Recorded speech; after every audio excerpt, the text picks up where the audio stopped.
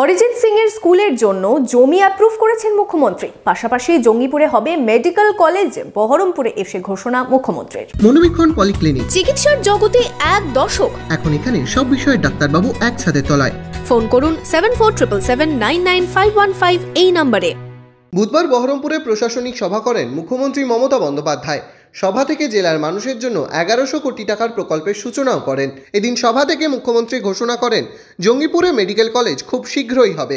পাশাপাশি জেলার ভূমিপুত্র তথা জনপ্রিয় গায়ক অরিজিৎ সিংকে অভিবাদনও জানান স্টেডিয়ামের মঞ্চ থেকে। বলেন অরিজিৎ ভালো কাজ করছে। জঙ্গিপুরে জাকির আরেকটা মেডিকেল কলেজ হাসপাতাল করছে, আমরা পারমিশন দিয়ে দিয়েছি, দিল্লিতে আটকে আছে, ওটা হয়ে গেলে আরেকটা মেডিকেল কলেজ জঙ্গিপুরে হবে।